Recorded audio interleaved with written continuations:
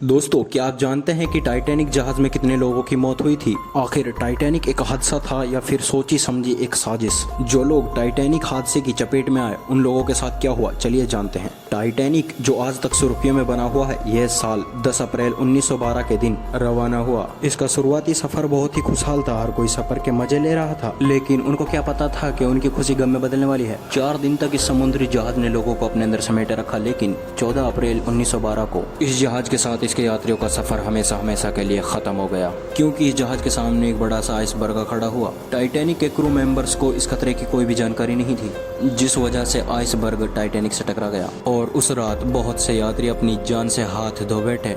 1000 से ज्यादा यात्री नॉर्थ अटलांटिक महासागर की गोद में सो गए। वहाँ का पानी बहुत ही बर्फीला होने के कारण इसका टेम्परेचर रात के समय -2 डिग्री चला गया।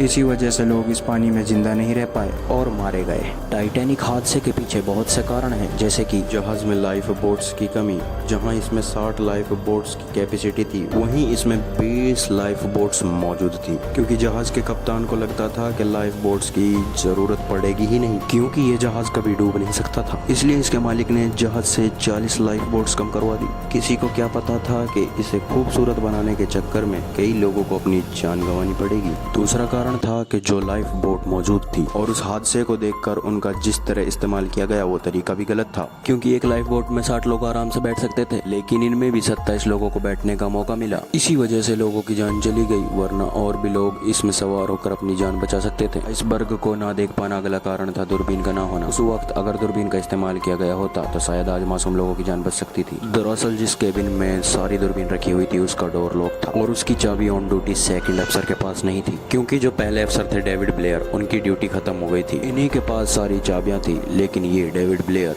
दूसरे ऑफिसर को चाबियां देना भूल गए। इसी वजह से कोई भी आइसबर्ग को नहीं देख पाया। अगर उनके पास दूरबीन होती तो वो आइसबर्ग को देखकर टाइटैनिक को पीछे ले जाते और शायद ये हादसा होने से बच जाता, लेकिन एक छोटी सी लापरवाही की वजह से इतना बड़ा हादसा हो गया। ये सब किस्मत का ही खेल था, क्योंकि उस रात एक आध ही लापरवाही की दुर्घटना नहीं हुई, बल्कि बहुत सारी परेशानी सामने आई। शायद किस्मत को भी यही मंजूर था। अगला जो कारण था लाइट रिफ्लेक्शन। साइंटिस्ट ने बताया कि टाइटैनिक ने दूसरे जहाजों को खतरे का सिग्नल तो भेजा था, लेकिन लाइट रिफ्लेक्शन की वजह से इन सिग्नल्स को लोग समझने में कामयाब नहीं हो पाए। यह घटना उस समय भी हुई जब आइसबर्ग टाइटैनिक से टकराने वाला था। इसी वजह से टाइटैनिक के मेंबर्स आइसबर्ग को नहीं देख सके और यही वजह थी कि टाइटैनिक आसानी से आइसबर्ग की चपेट में आ गया। अब जानते हैं उन लोगों के बारे में जो समुद्र के गहराई में डूब गए थे। तो इस बारे में जानने के लिए अभी तक आपने हमारी वीडियो को लाइक नहीं किया है तो जल्दी से हमारी वीडियो को लाइक कर दीजिए। टाइटैनिक के समुद्र में डूबने के थोड़ी ही देर बाद समुद्र में एक और बड़ा तूफान आया, जिसकी बड़ी बड़ी लहरों ने लोगों को पूरी तरह से तबाह कर दिया।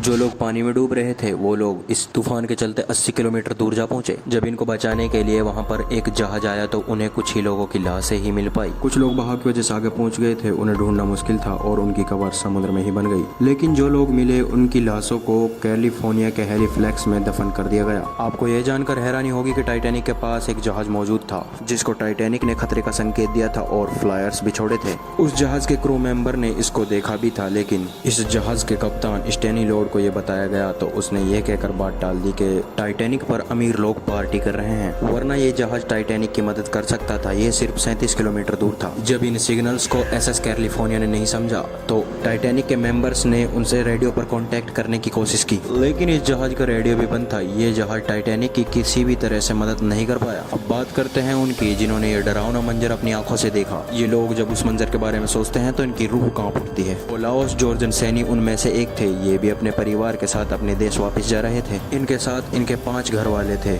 इनमें वेलसेट एक मछुआरे थे जिन्हें 6 साल का एक्सपीरियंस था। इन्हें तैरना, बोट चलाना बखूबी आता था, लेकिन जब टाइटैनिक डूबा तो इनका साथ इनके परिवार से छूट गया और वो लापता हो गए। लेकिन ये 20 मिनट तक तैरते रहे और फिर लाइफ बोट में चढ़ गए, लेकिन इसमें लोग पानी में भीगने की वजह से बेहोश हो गए। इस वजह से वेलसेट ने बोट चलाई और लोगों की जान बचाई। ऐसे ही इस जहाज में 8 चाइनीज भी थे। ये लोग कोयले की खान में काम करते थे, लेकिन हड़ताल की वजह से उस कंपनी से इन्हें निकाल दिया गया था और इन्हें एक ही टिकट पर यात्रा करने की परमिशन दी गई थी। हांगकांग के रास्ते से इन्हें भेज दिया गया था। इस टाइटैनिक के तूफान में इनका एक साथी मारा गया और 7 लोग घर वापस गए। वैसे क्या आपको उस काली रात के बारे में पता था? कमेंट में लिखकर जरूर बताएं। वीडियो पसंद आई हो तो इसे लाइक करें और शेयर करें। धन्यवाद।